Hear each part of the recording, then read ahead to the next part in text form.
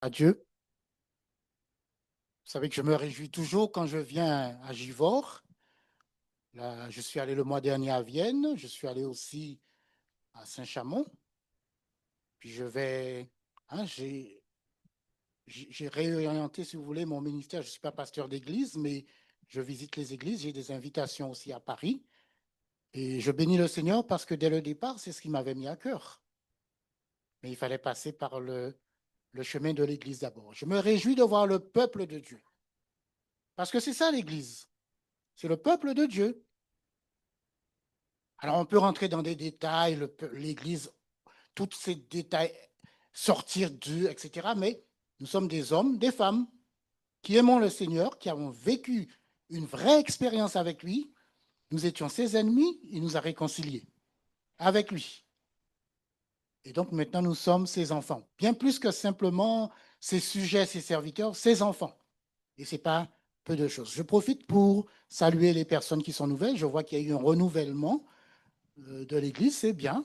Et on continue à prier le Seigneur pour que d'autres âmes viennent. Et qu'en effet, comme le frère l'a dit, des serviteurs, des servantes sortent du milieu du peuple de Dieu.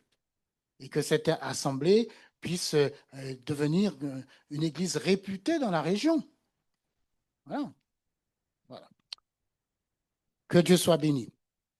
Alors, vous savez que j'ai un petit rituel, je suis obligé de mettre mes lunettes pour lire, mais de les retirer pour vous voir, bien que ce soit des progrès. Je ne me suis jamais habitué. Je veux parler aujourd'hui à la fois à ceux qui sont nouveaux. Le sujet peut paraître difficile, on ne sait pas toujours, je vais parler du royaume de Dieu. Parfois on dit le royaume des cieux. C'est un sujet qui paraît difficile, mais on peut l'aborder petit à petit sur des choses compréhensibles par tous.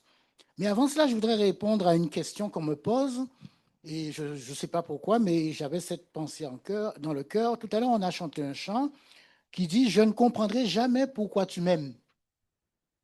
Un jour, on a chanté ce chant, et à la fin, un frère est venu me voir et il a dit « Mais si quelqu'un ne comprend pas pourquoi je l'aime, c'est qu'il n'est pas converti. » Alors ça faisait un peu court.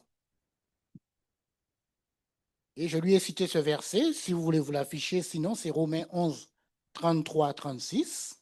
C'est l'apôtre Paul qui lui-même a fait une expérience avec Dieu, incontestable. Il dit ceci, ô profondeur de la richesse, de la sagesse, de la science de Dieu, que ses jugements sont insondables et ses voies incompréhensibles. Ça ne veut pas dire qu'on ne comprend pas, mais ça veut dire que c'est tellement grand, c'est tellement mystérieux. Le mystère, c'est ce que Dieu a caché, mais dans ce qu'il a caché, il a révélé certaines choses, mais même lorsqu'il nous a révélé des choses, ça reste un mystère par sa grandeur. Qui peut comprendre par son intelligence que quelqu'un puisse nous aimer au point de donner sa vie sur une croix? Non pas simplement par bonté, mais cette personne, oui, il est bon, mais c'est Dieu quand même. Et ça veut dire qu'on a du prix à ses yeux, qu'on a une valeur. Donc ne minimisons pas notre valeur, mais souvenons-nous que eh bien, notre Dieu nous a aimés à un tel point, ce n'est pas explicable humainement. Voilà, j'en viens à mon sujet. En pensant au royaume de Dieu, j'ai parce que j'ai prêché sur ce sujet. Vous me voyez tous bien là ou vous voulez que je remonte? Voilà. J'ai prêché là-dessus à Dessines et dans mon travail, je travaille dans une maison de retraite. J'ai un jeune, c'est un chef cuisinier et bien sûr, tout le monde sait que je suis chrétien. Et c'est un jeune qui était un peu en rébellion. Il disait, oh là, tout va bien, toutes les religions se valent, chacun a sa logique, etc. Et parfois, eh bien, je l'ai laissé faire et je lui ai dit, mais écoute, un jour, il y a une aide-soignante qui est venue, qui est entrée dans la cuisine, poser un plateau qu'elle avait mangé. Et lui, il s'énervait, il disait, ouais, mais je lui ai dit, mais écoute, tu m'as bien dit que chacun a sa logique. Pour elle, c'est logique de poser son plateau dans la cuisine, ça ne gêne pas. Et ça l'a fait réfléchir. Et puis ce jeune Dieu a conduit à ce qu'une de ses nièces, qui prenait des cours chez, alors à Pardieu, je crois, à Lyon, il y a des catholiques qui font des cours, mais c'est des cours presque comme des universités. Elle l'a invité, y aller, et là, on leur a exposé certains faits de la Bible, et par contre, on leur demandait de venir comme moi ici et on leur donnait un sujet, on leur disait de redire ce que vous avez compris. Alors, le jour où il devait passer, c'est la veille, j'ai prêché sur le royaume des cieux à Dessines, et quand j'arrive, il me dit, je dois passer, s'il te plaît. Pour toi, c'est quoi le royaume des cieux? Et là, je lui ai expliqué, en quelques mots, ce que je vais vous expliquer petit à petit. D'abord, quand vous pensez au royaume de Dieu, pensez à Dieu. Quand vous pensez au royaume des cieux, pensez aux cieux, là-haut. Il y a sur cette terre des royaumes terrestres avec des rois, des princes, des chefs, mais il y a un royaume qui est celui qui appartient à Dieu, où Dieu est le roi. Et Christ est le roi des rois, lui aussi. Donc c'est un royaume céleste, mais c'est aussi un royaume qui est au milieu de nous, parmi nous, dans la personne de Jésus-Christ. Le royaume de Dieu, le royaume d'Israël, le royaume des nations, ce sont des royaumes humains. Mais Dieu, lui, ce qu'il avait voulu, c'est que lui soit celui qui domine, qui règne sur tous les royaumes, sur tous les hommes. Sa domination, c'est sur tout ce qu'il a créé. Les seules dominations qu'il nous a données, c'est là où il nous a dit de dominer. Par exemple, à la création, Dieu dit, vous dominerez sur les animaux, vous dominerez sur tout, mais on ne peut pas aller au-delà. Dieu voulait régner. Mais le psaume 2 nous rappelle que les nations, leurs chefs, leurs rois, se sont ligués contre l'Éternel et contre le roi des rois, le prince, le seigneur des seigneurs, contre Jésus. Donc, on le voit dans ce monde aujourd'hui. Il y a des rois, il y a des dictateurs, il y a des princes. Leur préoccupation, c'est de régner sur ce monde selon leurs pensées. Seulement, ils ont mis Dieu de côté, mais Dieu continue à régner. Et ils sont persuadés que c'est eux qui règnent. Et Dieu les laisse faire. Parce que Dieu sait qu'un jour, c'est lui qui dominera. C'est bien ce que nous disons, que ta volonté soit faite, que ton règne vienne.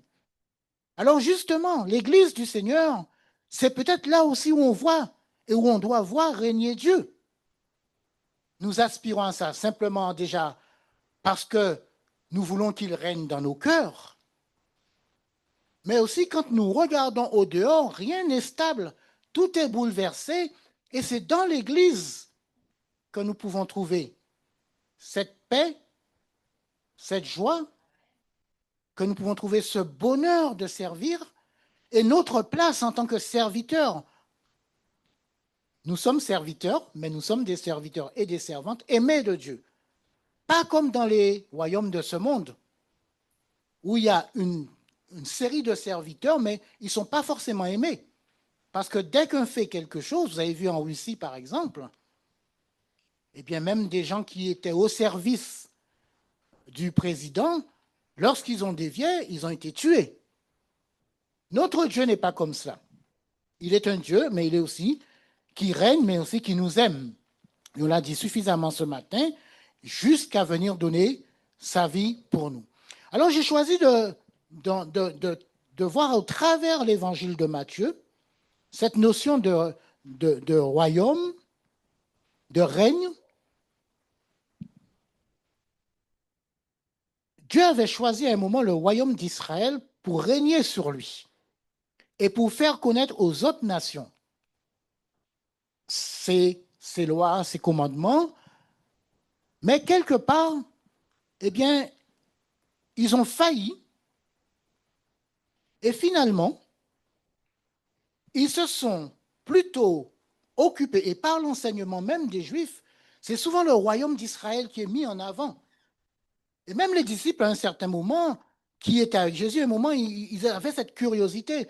À un moment, ils disent à Jésus, mais quand est-ce que tu établiras le royaume d'Israël? Et là, Jésus leur dit, non, non, non, ça ne vous regarde pas. Ce n'est pas à vous de connaître les moments et les temps que Dieu a fixés de sa propre intelligence, mais vous recevrez le Saint-Esprit et vous serez mes témoins. Témoins pourquoi? Eh bien, justement pour annoncer la bonne nouvelle du royaume, l'évangile du royaume. Alors, comment progresser? D'abord, Matthieu chapitre 3, verset 2, et si je vais à 4, 17, c'est la même phrase. Le premier, c'est Jean-Baptiste qui dit, le royaume de Dieu est proche. Et il appelle à la repentance. Repentez-vous. Et justement, de pratiquer des œuvres qui montrent qu'on s'est vraiment repenti. Et ça, c'est important, les deux vont ensemble. Jésus lui-même, 4, 17, dit la même chose. Repentez-vous, car le royaume des cieux est proche. Le royaume des cieux vient dans le royaume des hommes, mais pour dominer, et il dominera jusqu'à la fin. Mais Dieu veut dominer, à défaut de, pour l'instant, dominer entièrement, comme il le fera pour toujours, dominer dans le cœur de ses enfants, dans nos cœurs. Donc, nous devons être cet exemple d'un peuple sur lequel Dieu domine, et quand nous, comme nous savons qu'il domine avec amour, etc., non seulement nous avons confiance quand nous venons vers lui, mais nous devons aussi nous montrer cet amour de Dieu dans nos familles, dans nos entourages. Ce n'est pas toujours facile, je le sais. Tout le monde ne nous aime pas, tout le monde ne nous apprécie pas. Mais pourtant, si nous avons compris que Dieu règne dans nos cœurs, ce ne sont pas les pensées humaines qui vont dominer nos cœurs. Pour Israël, Dieu leur avait donné quelque chose. Il leur avait dit, vous ne ferez pas d'alliance avec les nations. Ils en ont fait plein. La Syrie, l'Égypte, etc. Dieu leur avait dit, ce n'est pas comme cela. Moi, je vous ai mis à part pour régner sur vous, pour vous avoir avec moi, pour vous mettre à part, pour vous faire connaître mes lois, mes commandements, pour vous protéger, pour vous diriger et pour vous faire connaître par vous au monde entier le Seigneur, le Christ, etc., etc. Là, ils ont failli. Entre le chapitre 5 et le chapitre 7 de Matthieu, vous savez, ça s'appelle le sermon sur la montagne, la parole sur la montagne, etc. Là, le Seigneur parle du royaume de Dieu dans... Eh bien, tout ce qu'on voit, ce n'est pas les lois du royaume de Dieu, ne sont pas les lois du royaume des hommes. Ils ne le connaissent pas, ces lois. Mais ce qu'ils constatent, lorsque Jésus a fini de parler du royaume, c'est vers la fin du chapitre 7, il est dit que après que Jésus 28, 7, 28, ait eu achevé ses discours, la foule fut frappée de sa doctrine, car il enseignait comme ayant autorité et non pas comme leurs scribes. Les scribes sont très forts pour faire connaître les choses concernant le royaume d'Israël, mais pas le royaume de Dieu. Pourquoi? Parce qu'ils pensent que le royaume de Dieu se limite au royaume d'Israël. Et si vous êtes un peu habitué avec le judaïsme, si vous lisez des documents, vous allez voir que tous les textes sont interprétés en relation avec cela. Tiens, un exemple qui me vient. Luc chapitre 4. Jésus est dans une synagogue, il enseigne. Et là, il lit Ésaïe 61. Vous connaissez Ésaïe 61, l'Esprit du Seigneur est sur moi parce qu'il m'a oint pour apporter de bonnes nouvelles. Si je prends Ésaïe 61, qu'est-ce que je vois? Eh bien, je vois toute une série de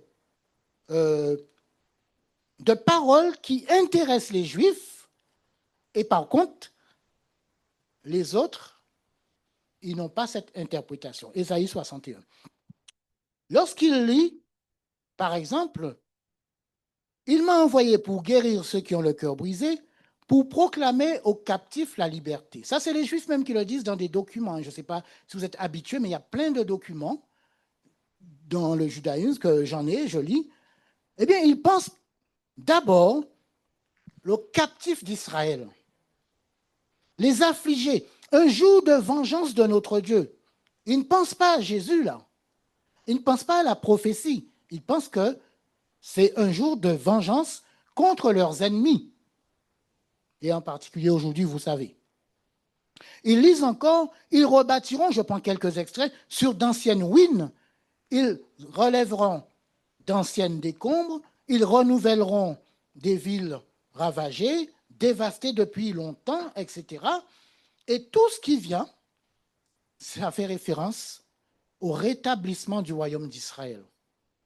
En disant, quand le Messie viendra, c'est lui qui rétablira toutes choses. Si je vais au Matthieu 10, Dieu envoie ses disciples, il envoie comme des apôtres, il leur dit, allez, Matthieu chapitre 10, alors versets 1 à 7, et là encore, il les envoie, mais pour prêcher l'évangile du royaume avec la puissance. Avec la puissance. Mais il leur dit, allez, prêchez, dites, le royaume des cieux est proche, guérissez les malades, ressuscitez les morts, purifiez les lépreux, chassez les démons. Le royaume des cieux, et au milieu de nous, le Seigneur étant là, c'est un royaume puissant, un royaume de puissance. Une église qui n'a pas la puissance, il lui manque quelque chose. Parce que Dieu règne même lorsque le monde semble lui régner, mais dans l'église, rappelez-vous que Dieu a dit, il nous donne la puissance. Et lorsque Pierre et Jean sont dans le temple, ils ne sont pas en train de quémander la puissance, mais ils ont cette puissance du nom de Jésus. Ils disent à cet homme, regarde-nous. Et quand cet homme le regarde, ils pensent qu'ils vont leur donner de l'argent. Ils disent, on n'a pas d'argent et de l'or, ce n'est pas ça qui fait notre puissance. Dans le royaume de Dieu, l'argent là et l'or et tout ça, ça n'a une valeur symbolique, bien sûr, parce que dans ce que ça représente, l'or c'est précieux. Mais en réalité, on ne rentre pas avec le lingot d'or ou le collier en or dans le royaume des cieux. Mais ce qu'il dit par là, c'est que le royaume de Dieu, c'est un royaume puissant, et au nom de Jésus, on agit. C'est ce qu'ils disent. Je n'ai ni argent ni or, mais ce que j'ai, je te le donne, lève-toi, marche, ou recouvre la vue, ou etc. Donc, dans la maison du Seigneur, savoir que Dieu règne, c'est savoir aussi que dans sa maison, il agit. Il n'est pas question pour une église de dire « je ne crois pas au miracle ». Alors parfois nous disons « Seigneur, Seigneur, guéris, guéris ». C'est bien, oui. Mais parfois nous devons aussi prendre l'autorité nous-mêmes par ce qu'il nous a déjà donné. En disant « mais ça, pour ça, il faut cette communion avec Dieu. Il faut entendre Dieu nous dire lève-toi ». C'est ce qu'il a fait. Hein? Un boiteux, lève-toi. Le lépreux soit guéri. Il ne les a pas envoyés avec faiblesse, mais parce qu'ils étaient remplis du Saint-Esprit, il sait ce que signifie aussi être rempli du Saint-Esprit. Jésus lui-même était rempli du Saint-Esprit. Et vous avez vu avec quel brio il a remporté la victoire dans son combat sur le diable. Vous avez dû remarquer que le diable a fait le contraire de ce qu'il a fait en Éden. En Éden, il a jeté le doute en disant, est-ce que c'est vrai, Dieu a réellement dit? Mais il avait affaire au roi des rois, au Seigneur des seigneurs, à celui qui est Dieu, celui qui connaît les Écritures sans même avoir étudié. Et là, eh bien, il prend un nouveau tournant, et je sais que peut-être que nous serions tombés dans le piège, nous, si nous n'avons pas l'esprit, d'où la nécessité de demander à Dieu de nous donner ce discernement.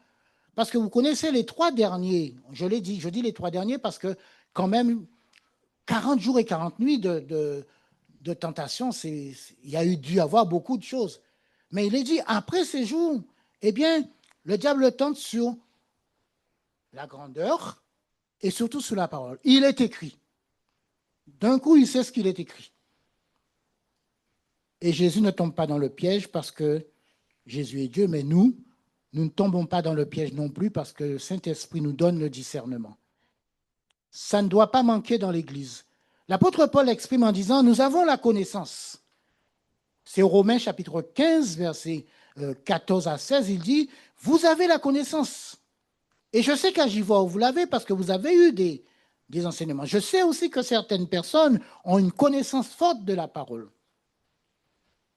Vous êtes remplis aussi, euh, vous êtes capables de vous exhorter les uns les autres. Vous n'avez pas toujours besoin qu'on vous exhorte. Parce que l'exhortation, c'est pour tout le monde. Vous m'exhortez, je vous exhorte. Alors moi, je parle ici, mais j'ai besoin d'être exhorté. Hein. Et même celui qui a le don d'exhortation ne peut pas dire, moi, je suis inexhortable. Non, tout le monde. Et puis, il dit, finalement, de s'exhorter, c'est se rappeler qu'on est un corps. Si je veux le bien de mon frère, de ma sœur, je vais l'exhorter avec amour, mais dans ma tête, c'est pour qu'il puisse se relever. Je ne vais pas le froisser, je ne vais pas... Non, parce que je veux que, malgré peut-être parfois la sévérité d'un propos, pour lui dire, attention, c'est le moment, lève-toi maintenant, avec la grâce de Dieu, bien sûr. Mais je suis heureux de voir quand il prend la victoire. Et l'apôtre Paul était heureux quand les Corinthiens ont pris la victoire. Mais il dit cependant, c'est cette phrase, si tu peux la mettre, à certains égards, Romains 15, 14 ou 16. Comment? Je crois que c'est entre, je ne l'ai pas cherché, mais c'est Romains 15, 14. Il commence comme cela, au verset 14. Voilà.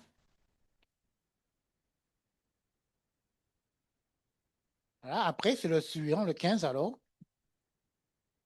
Cependant, à certains égards, je vous écris avec une sorte de hardiesse, comme pour réveiller vos souvenirs à cause de la grâce que Dieu m'a faite, etc. Il explique comment Dieu a agi avec lui, ça on se rappelle comment il s'est converti, et comment bien Dieu lui a donné ce ministère pour amener les gens à l'évangile. Mais il rappelle qu'à certains égards, nous avons besoin de discerner les choses.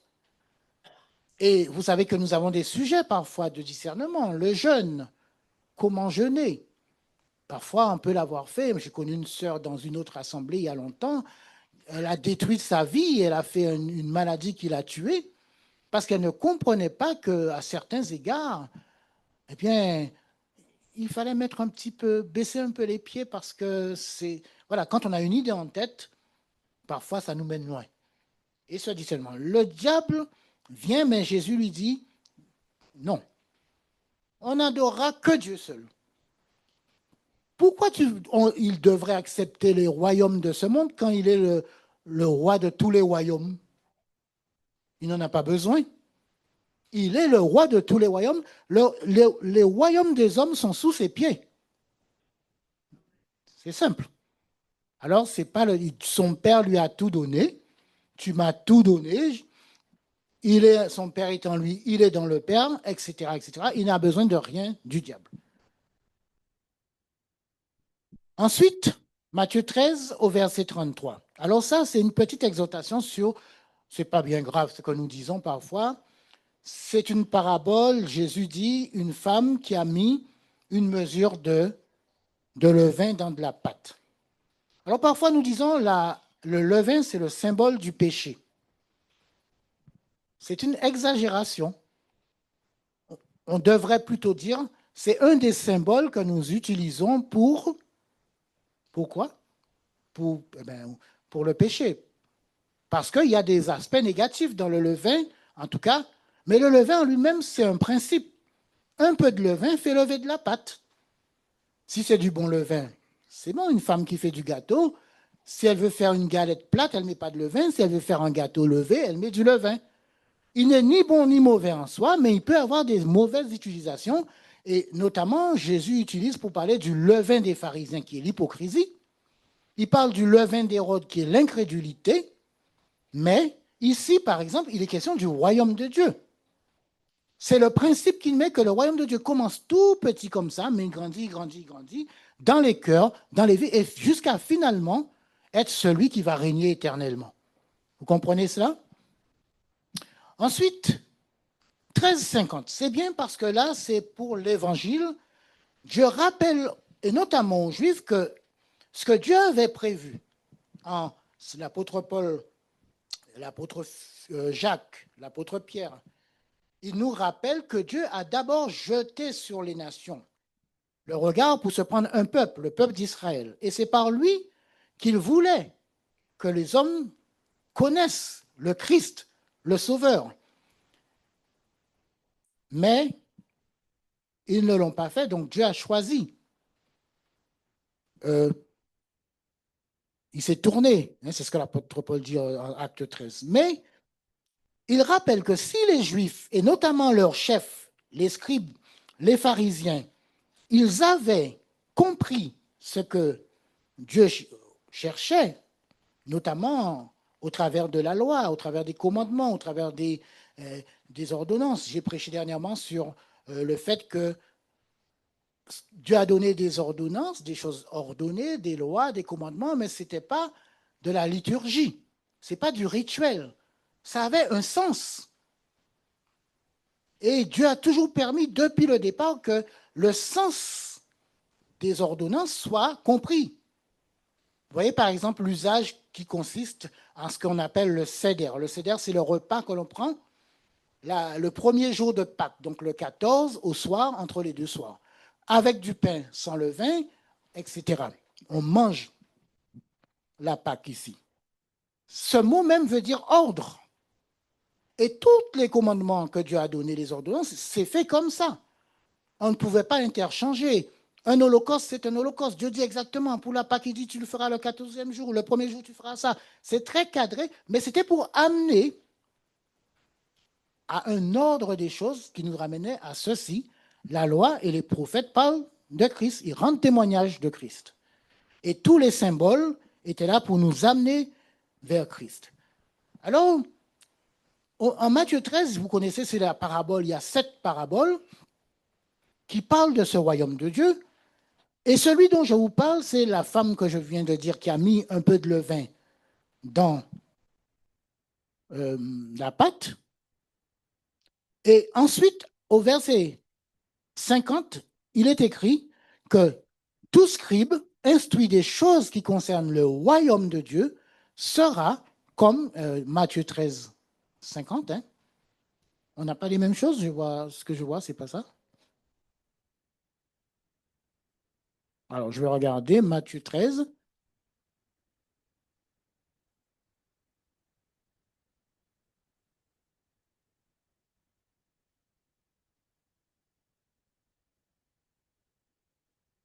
Oui, 52. C'est après. Donc, il leur dit, c'est pourquoi tout scribe instruit dans ce qui regarde le royaume de cieux est semblable à un maître de maison qui tire de son trésor des choses nouvelles et des choses anciennes. Les choses nouvelles sont premières simplement parce qu'elles concernent la grâce, les choses d'aujourd'hui. Et notamment lorsque Jésus parle avec la Samaritaine ne peut pas connaître l'adoration en esprit et en vérité. Elle sait simplement ce qu'elle a appris par le judaïsme. Et comme on voit dans l'islam, elle pose la question, sur quelle montagne il faut adorer? Mais la chose nouvelle, c'est que Dieu lui dit maintenant, les vrais adorateurs le seront en esprit et en vérité. Ce ne sera pas besoin d'aller là ou là parce que Christ est là. Et c'est Christ que nous adorons. De même que l'histoire de naître de nouveau. Les anciens ne savaient pas ce que c'est que naître de nouveau. Mais Nicodème, Dieu va lui apprendre qu'est-ce que c'est que naître de nouveau. Il va lui dire c'est naître d'eau et d'esprit. Il va leur expliquer. Donc, le scribe qui est instruit des choses du royaume, ce n'est pas le scribe qui reste sur l'interprétation juive des Écritures, mais qui voit dans les Écritures, il voit Christ. Dans les Écritures, il voit la puissance de Dieu. C'est ce que Jésus dit. Vous ne comprenez ni les Écritures ni la puissance de Dieu parce que vous ne faites pas le lien entre le fait, et pourtant c'est tout ce que les prophètes ont dit. Ils ont parlé de Christ, ils ont annoncé Christ. J'avance en vous disant qu'on va aller au livre des Actes, au chapitre 18.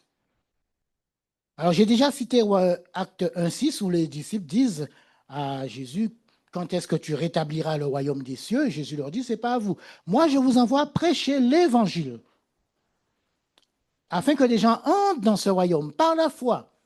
au travers de l'œuvre de Jésus-Christ à la croix. Et s'il est roi du royaume des cieux, il nous amènera avec lui.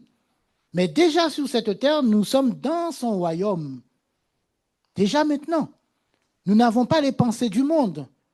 Nous ne vivons pas comme le monde. Nous vivons comme des enfants de roi. Et c'est d'où l'idée de nous comporter comme des princes et des princesses. Nous sommes des princes et des princesses. Alors, Dieu sait hein, que les princes parfois sont tellement turbulents, regardez vers l'Angleterre, mais nous sommes des princes, alors Dieu a compassion de nous. Je parle ici d'un homme, il y a un homme qui s'appelle Apollos, et cet homme, eh bien, c'était un de ces juifs-là. Cet homme, il connaissait sur le bout des doigts l'Ancien Testament. Et un jour, eh bien, il va faire la rencontre. Alors, il était originaire d'Alexandrie. Alexandrie, c'est en Égypte, hein, mais c'était un juif. Il va faire la rencontre de Priscille, Prisca et Aquilas, mari et femme. Vous avez remarqué que tout le temps, la Bible ne dit pas quel est le rôle de l'un ou de l'autre, ils sont ensemble. Les deux vont enseigner cet Apollos dans les Écritures. Alors, il connaissait bien l'Ancienne Alliance, l'Ancien Testament. Il avait fait, lui, ce lien entre la loi et les enseignements des prophètes. Il lui manquait une chose. On le trouve en 18, 26 du livre des Actes, Acte 18, 26. Un juif nommé Apollos, oui, tu peux laisser à partir de là, originaire d'Alexandrie, homme éloquent et versé dans les Écritures, vint à Éphèse. Il était instruit dans la voie du Seigneur, et il avait compris hein, que l'Écriture parle de Christ, l'Ancien Testament. Il était fervent d'esprit, il annonçait et enseignait avec exactitude ce qui concerne Jésus, bien qu'il ne connaissait pas le baptême de Jean. Donc c'est quelqu'un qui enseignait bien, mais simplement, à un moment, il a fallu lui enseigner un peu plus. Et je pense qu'ils ont dû lui enseigner aussi le baptême dans le Saint-Esprit, puisque Jean-Baptiste avait annoncé ce baptême. Alors, je crois que c'est au verset 28. Bon, je ne le retrouve pas, mais en tout cas, la Bible nous rappelle que cet homme a dû comprendre mieux la parole. Et c'est par là que je vais conclure. Nous aussi, parfois, nous sommes appelés, c'est l'apôtre Paul qui nous appelle à nous appliquer à lire la parole. Il dit à Timothée, applique-toi à la lecture. Donc, on lit ce qui est écrit, hein, à l'exhortation, parce que c'est un serviteur qui va exhorter, à l'enseignement. Mais chacun de nous, nous sommes appelés à nous appliquer. Et la méthode de lecture que nous avons, c'est simplement Christ dans toutes les Écritures. Pour le judaïsme, c'est l'ancienne alliance. La loi est interprétée par ce qu'on appelle, vous le savez sans doute, le Talmud. Ils disent dans leurs documents que le Talmud éclaire et interprète la Torah. Mais pour nous, eh bien, Christ, c'est lui la lumière du monde. Le Saint-Esprit, c'est esprit de vérité. C'est lui qui nous conduit dans la vérité. L'Écriture elle-même, l'apôtre Paul nous dit qu'elle est inspirée de Dieu, soufflée de Dieu. Et elle est utile, cet Ancien Testament, il est utile pour nous amener à mieux comprendre Christ. Et puis, Dieu nous a donné à l'Église des enseignants, des gens pour exhorter, des gens pour enseigner. Mais avant, il y a eu les apôtres, ce qu'on appelle le fondement des apôtres. Et les apôtres, ils nous ont enseigné ce qu'ils ont vécu, ce qu'ils ont vu, ce qu'ils ont touché du doigt. Et aujourd'hui, il y a des prédicateurs, en tout cas tous ceux qui se laissent inspirer par Dieu. Cependant, vous avez peut-être remarqué que nous sommes dans une période où il y a beaucoup d'enseignements, partout. Eh bien, c'est Luc, je finis par lui, c'est mon dernier point. Quand il écrit son évangile, il prend soin de mettre, il s'adresse à des gens, à quelqu'un qui s'appelle Théophile, mais nous pouvons penser que quelque part, nous sommes tous des théophiles, hein, puisque un théos, c'est Dieu, nous aimons Dieu. Mais parmi ceux-là, il y a ce Théophile, peut-être avec quelques incertitudes, quelques doutes. Il lui dit, je vais te faire un récit ordonné, argumenté pour que tu comprennes avec certitude, ou du moins que tu aies avec certitude, ou du moins que tu comprennes la certitude des enseignements que tu as reçus. Tout simplement. Alors, si j'ai un encouragement pour vous, pour moi, c'est simplement que nous continuions à méditer, comme l'apôtre nous le dit, nous appliquer à lire, nous appliquer à nous exhorter nous-mêmes d'abord, nous enseigner d'abord, et puis, si Dieu le veut, de toute façon, il y a toujours besoin de quelqu'un qui a besoin, il y a toujours quelqu'un qui a besoin de notre lumière, de notre éclairage. N'hésitez pas. Et ça, cela se fait simplement par la prière et ensuite, bien sûr, la méditation. Amen. Est-ce que je peux vous demander de vous lever? On va simplement terminer par là. Je laisse la place au frère, peut-être s'il veut faire des annonces, mais par la prière, Seigneur, nous te bénissons parce que c'est toi qui viens pour régner. Mais d'ores et déjà, tu règnes dans nos cœurs, Seigneur. Et nous voulons te laisser régner. Nous savons que nous sommes parfois tellement turbulents, Seigneur. Nos pensées parfois veulent prendre toute la place, mais tu es suffisamment amour pour nous rappeler que c'est toi le Dieu qui règne. C'est toi qui nous enseigne. La révélation de ta parole nous éclaire, dit le psalmiste. Alors nous sommes heureux. Nous voulons prendre ta parole comme une lampe à nos pieds, une lumière sur notre sentier. Et nous voulons éviter les écueils aussi, Seigneur mon Dieu. Alors nous comptons sur ton secours. Pour ma part, je te demande vraiment de mettre dans le cœur de chacun des frères, de chacune des sœurs, ce que tu veux y mettre. Et que nos progrès à tous soient évidents. Je t'ai prié au nom de Jésus. Amen.